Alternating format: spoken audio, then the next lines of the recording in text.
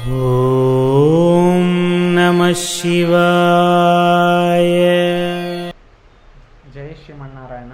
గోవిందాయ నమః. ధర్మం తప్పితే ఏమవుతుంది? చాలామంది తెలిసి తప్పిదాలు చేస్తూ ఉంటారు, తెలిసి ఇతరుల్ని బాధిస్తూ ఉంటారు, తెలిసి వాళ్ళకి ప్రతిదీ తెలుసు. భగవంతుడు అందరిలాగానే ప్రతి ఒక్క జీవికి ఆకలిని సమానంగా ఇచ్చాడు, అందరిలాగానే నిద్రని సమానంగా ఇచ్చాడు. అదేవిధంగా కష్టాలు వచ్చినా, సుఖాలు వచ్చినా, బాధలు వచ్చినా, వారి జీవితంలో ఎట్లాంటి పరిణామాలు వచ్చినా వారు సహనాన్ని కోల్పోతారు, వారి కంట్లోపల కన్నీరు గారుస్తారు. జీవితంలో సుఖదుఖాల మధ్యలో మానవ జీవితం అనేది పుట్టుకు నుంచి చావు వరకు పోతూ వస్తూ ఉంటుంది. జనన మరణాల మధ్య గల బ్రతుకుని ఎవరైతే తీర్చిదిద్దుకుంటారో వారు ధన్యులుగా నిలిచిపోతారు. జీవితంలో ఎవరైనా సరే సత్కర్మాలు చేసిన వారు, తర్వాత భగవన్ నామస్మరణ చేస్తూ తెలిసి కానీ తెలియక చేసేటటువంటి వారు, తర్వాత గనక ఎవరైనా సరే ఏ స్త్రీకైనా దోషం చేసిన వారైనా కానీ, లేకపోతే ఎవరైనా పుణ్యక్షేత్రం కట్టిన వారైనా సరే, తరువాత గోవధ చేసిన వారైనా సరే, తర్వాత గోమాంసం తినటువంటి వారైనా సరే, బాగా బ్రతికేటటువంటి వాళ్ళ కుటుంబంలో వాళ్ళ ఎదుగుదలని ఆపి వారి జీవితాలని అటు ఇటు కాకుండా చేసి ఆనందంగా ఉన్నటువంటి వారైనా సరే, జీవితంలో ఒకరు బాగా బతుకుతుంటే ఈ చెడు ప్రయోగాలు చేపించి వారి జీవితాన్ని పతనాన్ని చేయాలనుకున్న వారైనా సరే, జీవితంలో కామంతో పరస్త్రీని లొంగదీసుకోవాలి, తన కామవాంఛతో తను అనుభవించాలి అనేటటువంటి దుర్బుద్ధి కలిగిన వారైనా సరే, ఇటువంటి వారు, ధర్మాన్ని తప్పినటువంటి వారు,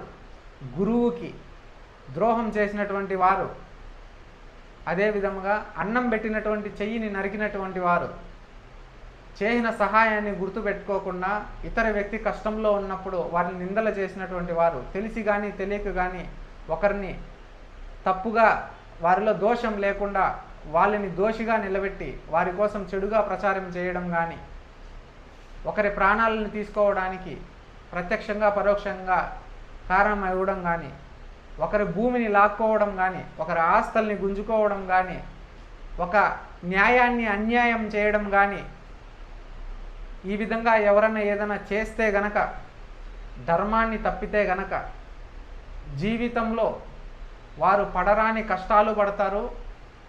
వారు జీవితంలో వచ్చే జన్మములో కుక్కగా పుట్టి కళ్ళు లేకుండా రోడ్లలో సంచరిస్తూ ఏదో ప్రమాదంలో కాళ్ళు చేతులు విరిగిపోయి తినడానికి తిండి ఆసరం లేకుండా ఎవరూ పెట్టకుండా ఆ విధంగా అనేక ఇబ్బందులు పడతారు. ఎందుకంటే కుక్క విశ్వాసకరమైనది, అత్యంత విశ్వాసమైనది.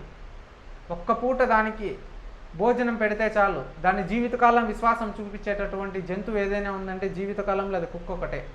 ఆ విధంగా ధర్మం తప్పిన వారు విశ్వాసాన్ని తప్పినటువంటి వారే, వారు చేసేటటువంటిని చెడుపాప కర్మ దోషాలే. కాబట్టి వారికి ఆ భగవంతుడు గరుడ పురాణం ప్రకారము ధర్మం తప్పిన వారు ఈ విధంగా శిక్ష ఇస్తారు. రెండోది, గుడ్లగుబగానో లేకపోతే గబ్బిలంగానో వారు జన్మనెత్తాల్సి వస్తుంది. వారి జీవితకాలంలో వారు అనేక కష్టాలు పడాల్సి వస్తుంది. అదేవిధంగా కుంటివారిగాను, గుడ్డివారిగాను, తర్వాత అన్నీ బాగుండి శరీరంలో అన్నీ ఉండి బాగా డబ్బులో బ్రతికి ఉన్నట్టుగా బికారిగా అయిపోయి భిక్షగాడిగా అయిపోయి సర్వము కోల్పోయేసేసి నా అనేవారు అందరూ వదిలేసేసి జీవితంలో ఒంటరితనంతో కొట్టుమిట్టలాడి ఇట్లా అనేక పరిమాణమైన ఇబ్బందులు కలుగుతాయి. ధర్మాన్ని దయచేసి ఎవరూ తప్పకూడదు.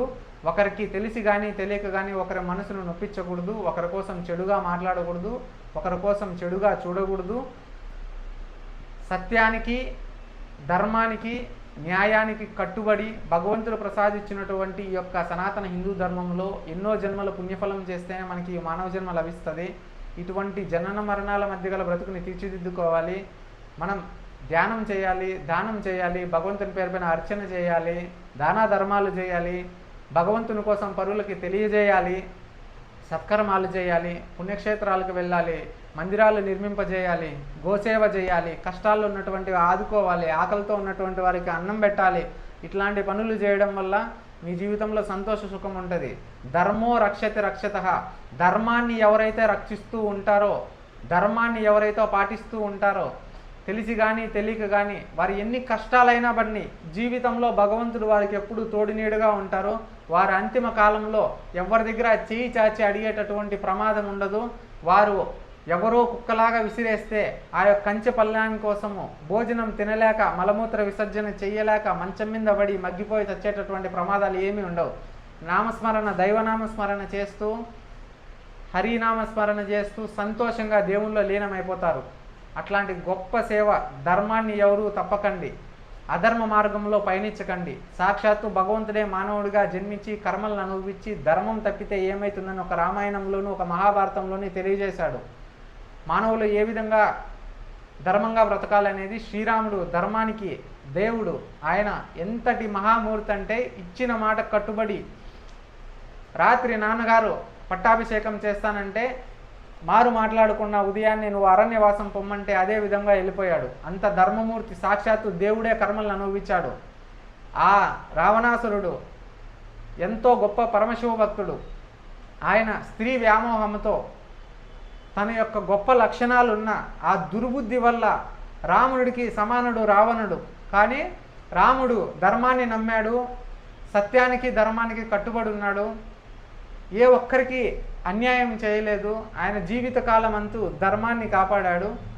అట్లాంటి మహామూర్తి దేవుడిగా నిలబడ్డాడు.